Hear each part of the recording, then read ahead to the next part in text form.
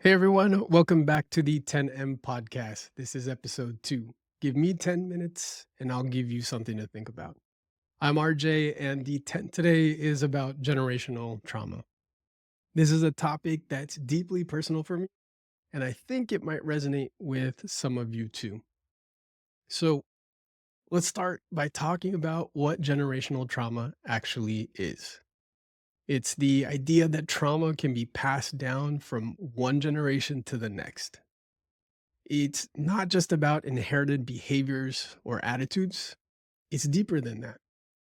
It's the emotional, psychological, and even physical impact of trauma that our parents, grandparents, or great grandparents experience, and how it can shape our lives today.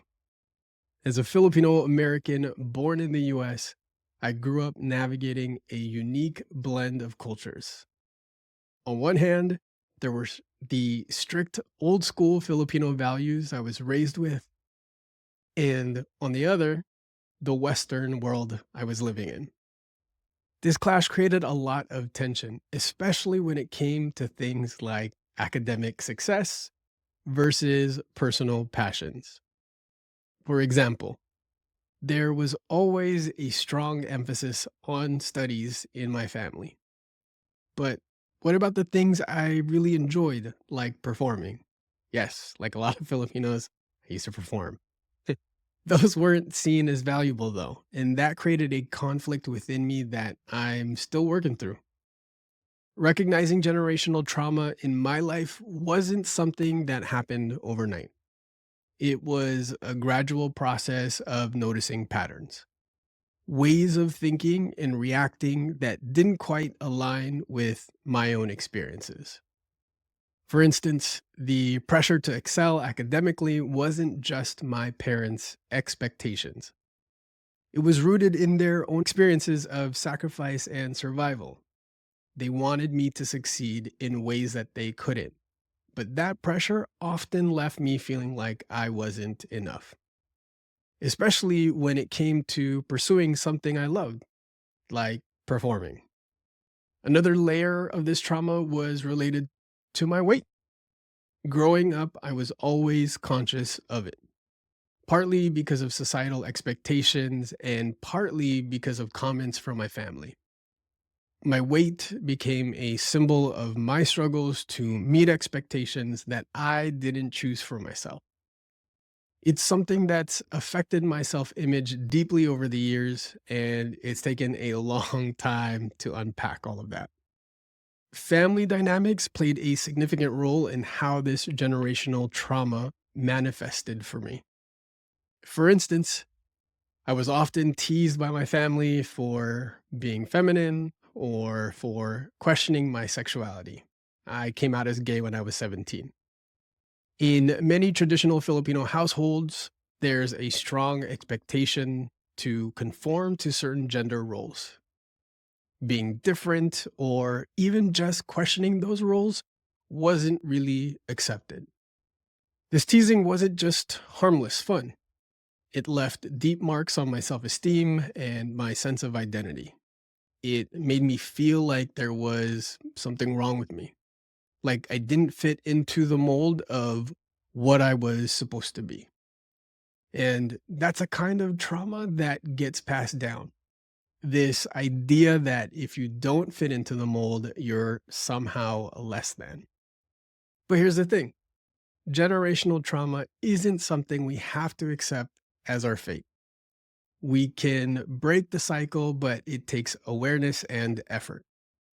One of the first steps is acknowledging that this trauma exists. And I know that that can be difficult.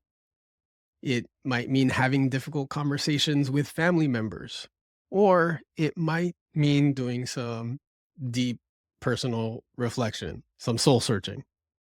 For me, therapy has been crucial in this process. It helped me untangle the web of expectations, pressures, and internalized beliefs that truly weren't mine to begin with. I've also found strength in embracing the parts of me that were once sources of shame, like my love for performing, although I've since retired, or my feminine traits. These aren't things to hide. They're parts of who I am, and they deserve to be honored. So, if you're dealing with generational trauma, what can you do? I found a few things that have helped me, and they might help you. First off, educate yourself. Learn about generational trauma and how it might be showing up in your life. There's tons of books, podcasts, and a bunch of online resources that can be a great start. Reflect on your own patterns. Take some time to think about your reactions, fears, and beliefs. Are there patterns that don't quite make sense in the context of your own life? That might be generational trauma. This one is a tough one, but open up conversations. If you feel comfortable, talk to your family about their experiences. Sometimes understanding their past can help you make sense of your present. Something that I've done for many years is seek professional help. Therapy can be incredibly powerful in breaking the cycle of trauma.